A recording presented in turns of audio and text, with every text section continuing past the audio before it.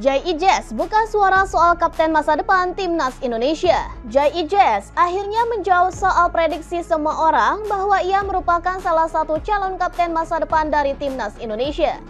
Pada pertandingan melawan Vietnam, kualifikasi Piala Dunia 2026 zona Asia, ia sendiri menjadi sorotan karena sering memberikan instruksi kepada rekan-rekannya di Timnas Indonesia beberapa kali. Ia pun juga sempat mengatur lini pertahanan Timnas Indonesia agar bermain disiplin untuk menjaga pergerakan tanpa bola dari lawan. Berkat aksinya tersebut, pemain Venezia ini digadang-gadang akan menjadi calon kapten Timnas Indonesia di masa depan. Terkait hal ini, JIJS pun merasa tersanjung dan berterima kasih kepada orang-orang yang mendukungnya untuk menjadi kapten skuad Garuda. Terima kasih, tentu senang kalau orang-orang bilang seperti itu, ujar JIJS dikutip dari channel YouTube Yusa Nugraha pada hari Kamis 18 April. Namun, aksinya dalam mengatur sekaligus memberikan instruksi kepada rekan-rekannya murni hanya ingin membantu Timnas Indonesia bermain lebih baik lagi.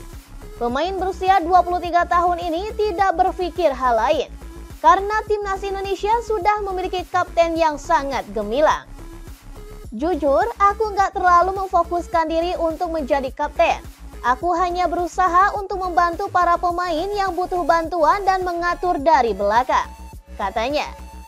Selain itu, dia pun menegaskan bahwa setiap pemain dalam setiap tim memiliki peran masing-masing. Hal inilah yang dia cari saat pertama kali bermain untuk tim asuhan Sinteyong tersebut. Aku berusaha mencari peranku di tim untuk aku dan para pemain yang lain yang baru saja dinaturalisasi. Lanjutnya.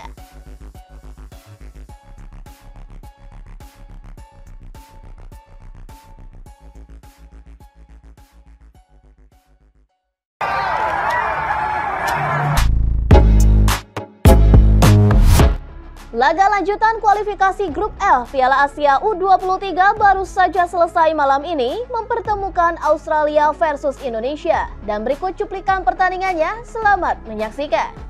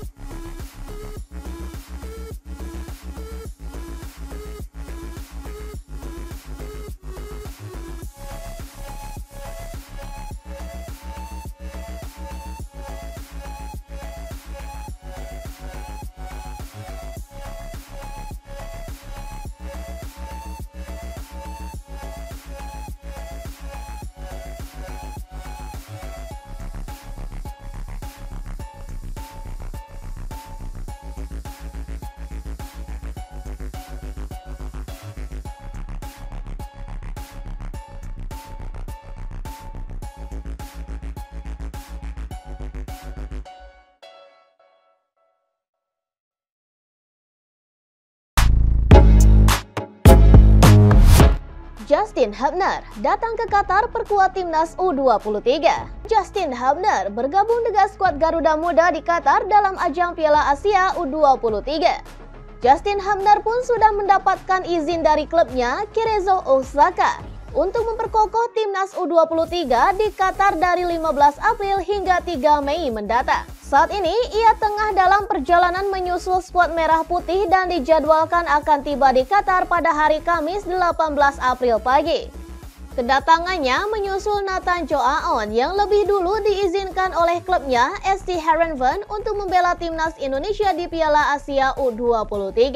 Alhamdulillah di tengah tantangan yang dihadapi para pemain, terutama di laga pertama melawan tuan rumah, akhirnya Hamner bisa bergabung.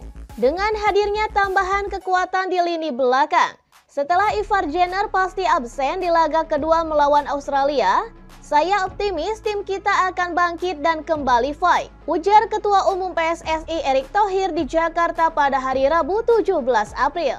Kehadiran Hamner sendiri merupakan hal yang signifikan, mengingat timnas Indonesia tidak bisa memainkan Ivar Jenner dan Ramadan Sananta di pertandingan kedua Grup A melawan Australia pada hari Kamis 18 April nanti. Lebih lanjut, Erick Thohir pun menyebut bahwa dirinya optimis dengan kemampuan skuad Garuda dalam memenangkan pertandingan mendatang. Jika melihat bagaimana para pemain kita fight selama 90 menit lebih saat melawan Qatar, meskipun bermain dengan 9 pemain, saya optimis para pemain bisa memberikan hasil terbaiknya. Di turnamen yang ketat seperti ini, kita harus lupakan laga sebelumnya, dan kini waktunya untuk fokus serta mati-matian untuk meraih kemenangan di laga berikutnya, tegas Erick Thohir.